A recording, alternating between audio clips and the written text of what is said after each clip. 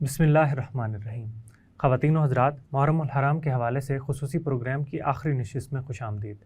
आज की नशिस्त के सवालात हम अपने मेहमान के सामने रखेंगे और उनसे उनकी वजाहत चाहेंगे।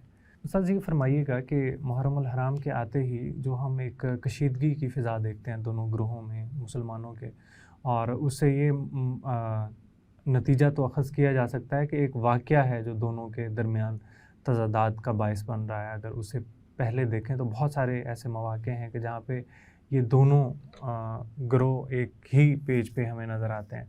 तो कशीदगी की जगह क्या ये एक वाक़या दोनों ग्रोहों में इत्तेहाद उम्मत का बाइस बन सकता है? आप इस पे क्या कहते हैं? जी हाँ, एक ही रास्ता है कि दोनों ग्रुप जो हैं वो हक़ाइक़ पर अपनी बुनियाद रखें इस वाक़ये के बारे में, तो इत्तफ़ाक़ हो सकता है। लेकिन जब तक हक़ाइक़ पे आपकी तवज्जो नहीं जाएगी तो इत्तफ़ाक़ नहीं हो सकता। और कुछ चीज़ें ऐसी होती हैं जो किसी मसलक की ज़िंदगी का मसला होती हैं, तो वो उन चीज़ों को नहीं छोड़ सकते। तो इसलिए मेरे ख़्याल में जब तक एक मसलक की एक चीज़ें ज़रूरत हैं तो वो तो उसको ख़त्म नहीं करेंगे।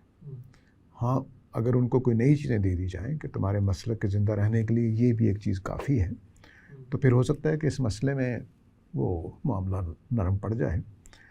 लेकिन फ़िलहाल जो कुछ उस मसलक के बारे में हम जानते हैं, तो उनके पास जो चीज़ें हैं जिसके बुनियाद पर उनका मसलक कायम है या फ़िरका कायम है, वो छोड़ नहीं सकते उसको।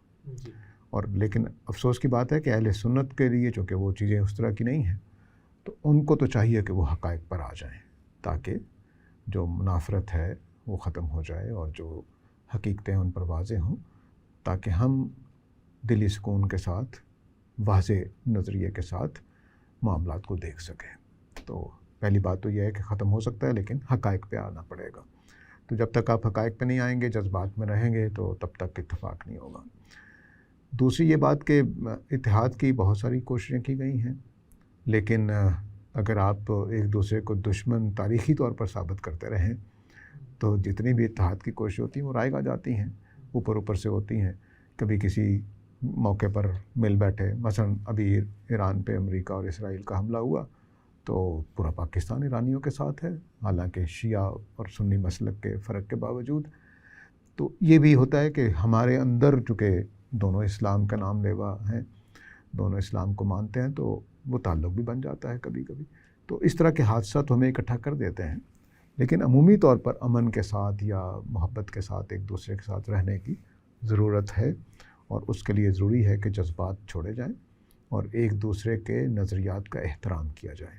और जो गालम गलोच और इस तरह की चीज़ें हैं, यानी हम उनके बुज़ुर्गों का एहतराम करें, वो हमारे बुज़ुर्गों का एहतराम करें, तो फिर एक यगानगत ज़ाहरी तौर पर ही सही पैदा हो सकती है। और आप इसके बारे में क्या कहते हैं कि ये जो वाक़या करबला है, ये उम्मत के दूसरा जो ग्रोह है, यानी अहले सुन्नत का जो ग्रोह है, उसके लिए भी उतना ही बड़ा वाक़या है जितना कि अहले तशय्युअ हज़रात के लिए है, कि हम भी उसी तरह का गम मनाते हैं। हमारे दिल की कैफ़ियत भी कमोबेश वही होती है जो उनके यहाँ होती है। ठीक है, उसके इज़हार का तरीक़ा मुख्तलिफ़ हो सकता है। तो इस सारी सूरत हाल की इस्लाह किस तरह से मुमकिन है आपके नज़दीक कि हम भी वही एहसासात रखते हैं इस वाक़ये के बारे में जो दूसरे ग्रोह के हैं? जहाँ तक एहसासात का ताल्लुक़ है, तो अहले सुन्नत के यकीनन ज़्यादा एहसासात हैं, कम से कम मैं अपने बारे में तो कह सकता हूँ। तो इसी पर क़यास करके तमाम अहले सुन्नत के बारे में कह सकता हूँ कि वो उनके एहसासात उनसे ज़्यादा हैं।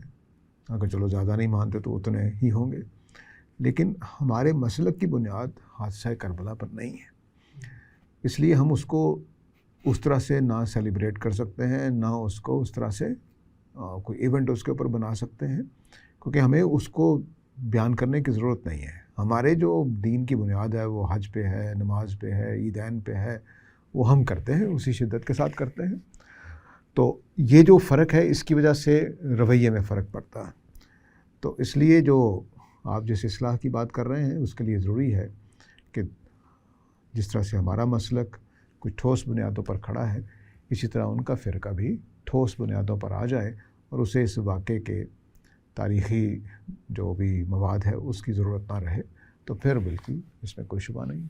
مسئلے حل ہو سکتے ہیں۔ اور جو میں چاہتا ہوں کہ آپ اس پہ بھی تھوڑی سی گفتگو کریں کہ ایک پوری سازش ہے جس کا یہ واقعہ اور جو پورا اختلاف ہے ان دو گروہوں کے بننے کے پیچھے کی ایک پوری سازش ہے، آپ اپنی تحقیق کے ذیل میں پیچھے بھی اس پہ گفتگو کرتے ہوئے آئے ہیں۔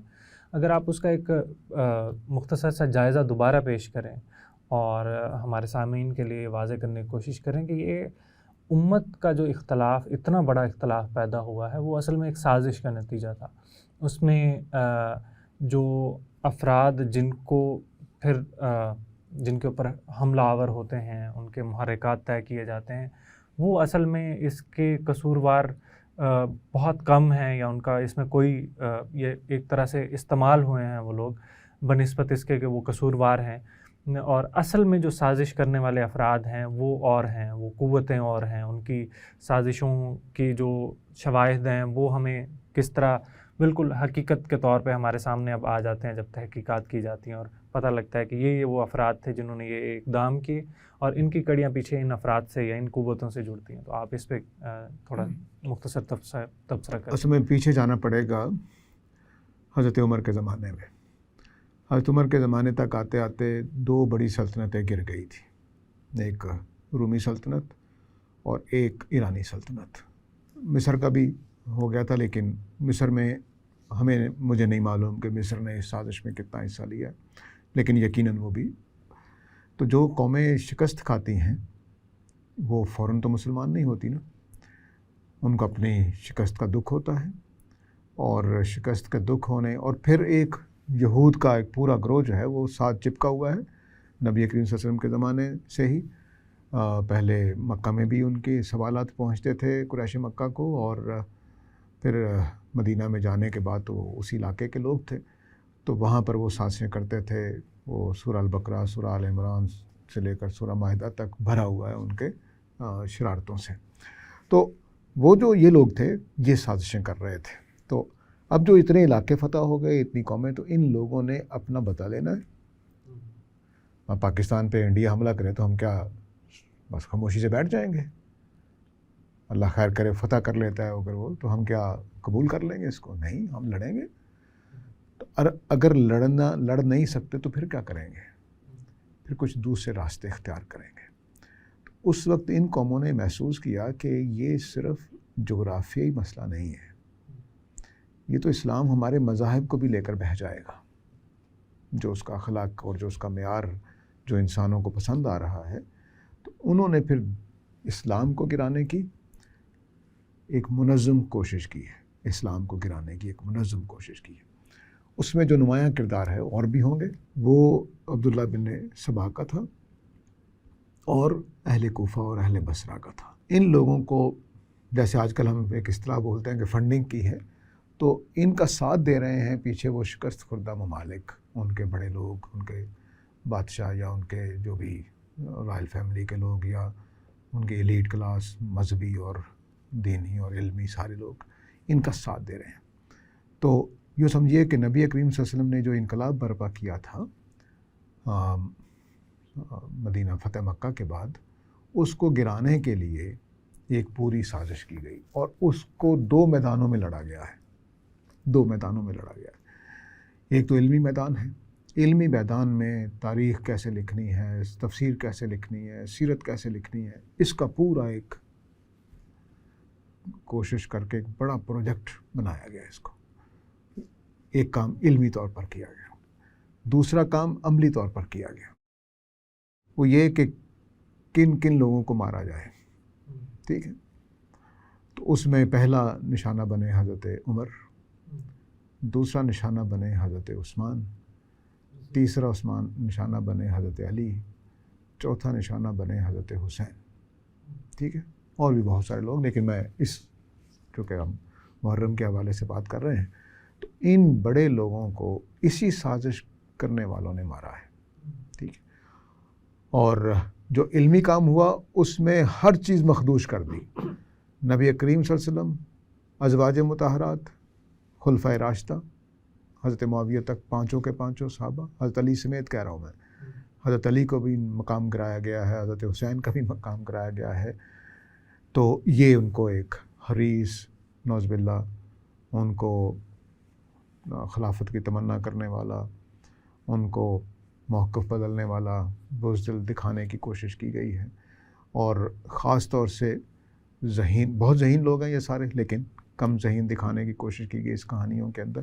تو علمی کام نے یہ کام کیا، عملی کام نے کوشش یہ کی کہ جتنے بڑے لوگ ہیں، جتنے مؤثر ہو سکتے ہیں تاکہ مزید ایکسپینشن اسلام کی رک جائے یا نبی اکرم صلی اللہ علیہ وسلم کا دین یہیں پر رک جائے جزیرہ نما عرب تک ہی، تو انہوں نے ان لوگوں کو بھی مارا ہے. یہ وہ پوری، اب ان شہادتوں میں سب سے جو زیادہ نقصان دہ شہادت ہوئی ہے امت اسلامیہ کے لیے وہ حضرت حسین کی ہوئی ہے، کیونکہ حضرت حسین کی شہادت کو امت میں 2 دھڑے بنانے کے لیے استعمال کیا گیا ہے. اور حضرت عثمان کو کر نہیں سکتے تھے، حالانکہ اس کو بھی کیا جا سکتا تھا، حضرت عمر کو بھی کیا جا سکتا تھا. یعنی اگر میں لوگوں کو، نوجوانوں کو بتاتا نا کہ حضرت عمر بھی شہید ہوئے تھے، تو لوگ کہتے ہیں اچھا ہمیں تو نہیں پتہ. تو اب حضرت حسین کی شہادت کو اتنا زیادہ اچھالا گیا اسی کام کے لیے کہ امت کے اندر یہ تفریق پیدا کی جائے کہ اس کو تو اہل سنت نے مروایا ہے، حضرت حسین کو اہل سنت نے مروایا ہے.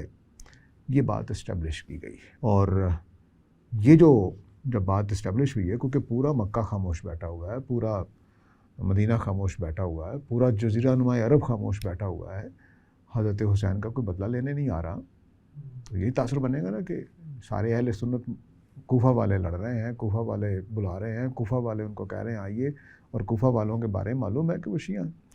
تو اب یہ جو سارا معاملہ ہے، یہ کہانی اس طرح سے ہے. تو اس سازش نے کرنا کیا تھا؟ اسلام ہی کو نقصان پہنچانا تھا. تو اس لیے اسلام کو اور اس چیز کو جاری رکھا گیا ہے تاحال، کہ وہ جو تفریق پیدا ہو گئی ہے اس کو زیادہ سے زیادہ دیر تک قائم رکھا جا سکے، تاکہ اسلام کا پھیلاؤ یا اسلام کے اندر جو طاقت ہے وہ رک جائے یا ایک فساد بنا رہے. اور آج کل کے میں شیعہ کو نہیں کہتا کہ وہ اس سازش سے واقف ہوں گے یا نہیں، لیکن بہرحال کسی حد تک کچھ نہ کچھ آراء بالکل وہی ہیں جو اہل کوفہ کے ہاں پائی جاتی تھی. تو اس لیے یہ ایک لمبی کہانی ہے جس کو قیامت والے دن ہی واضح ہوگی. میں نے شروع میں بھی عرض کیا تھا، اب بھی عرض کر رہا ہوں کہ تاریخی واقعات ہمارے پاس ہیں، ہمارے پاس حقیقت نہیں پتہ کیا ہے، لیکن جو کچھ تاریخ ہمارے پاس ہے اس میں اتنے تضادات ہیں کہ کچھ 100% درست کہنا ناممکن ہے. جو کچھ ہم سمجھ رہے ہیں اس سازش کو دیکھ کر، وہ چند محققین کا جو نچوڑ ہے وہ میں نے مختصر طور پر ان نشستوں میں بیان کرنے کی کوشش کی ہے، تاکہ ایک دوسرا پہلو بھی سامنے آ جائے. تو وہ دوسرا پہلو سامنے لانے کی وجہ یہ ہے کہ وہ جو خلفشار ہے جو 14 صدیوں سے 13 صدیوں سے جاری ہے وہ شاید ختم ہو سکے. اس کوشش میں یہ بات کی گئی ہے. ہم چاہتے ہیں کہ امن قائم ہو، امت پوری کی پوری جو ہے وہ مل بیٹھ کر اکٹھی ہو جائے، اور ہم جس دین کے علمبردار بنائے گئے ہیں اس کے اوپر پوری طرح سے عمل کریں. اس واقعے کے بعد جو ہمارے درمیان میں کشمکش جاری ہوئی ہے، اس نے ہم سے جھوٹ بلوائے ہیں، ایک دوسرے کو مروایا ہے، قتل و غارت ہوئی ہے، آج تک جاری ہے. ایسا نہیں کہ قتل و غارت رک گئی ہے، ان دونوں گروہوں کے لوگ ایک دوسرے کو مارتے رہتے ہیں. تو یہ ختم ہونا چاہیے. اس کو ختم کرنے کا ایک ہی طریقہ ہے کہ اصل حقائق سامنے آئیں، تاکہ وہ جو جذباتیت ہے وہ ختم ہو. جو اہل سنت اور شیعہ کے درمیان حضرت علی کی دشمنی کے پہلو سے جو بات ہے وہ ختم ہو. ہم اہل سنت حضرت محمد صلی اللہ علیہ وسلم کے اہل خانہ سے بہت شدید محبت عقیدت رکھتے ہیں. کوئی اس میں دشمنی کا پہلو موجود نہیں ہے، ہرگز موجود نہیں ہے. بہت شکریہ استاذ، آپ نے پورے سلسلے میں ہمارے سوالات کے بہت تفصیلی جواب دیے، اور آپ کے سارے جوابات سے اگر ہمیں اتفاق نہ بھی ہو، لیکن ایک رائے ہے جو آپ کے سامنے آ گئی ہے. انشاءاللہ آئندہ پھر کسی سلسلے میں آپ سے ملاقات ہوگی. وآخر دعوانا الحمدللہ.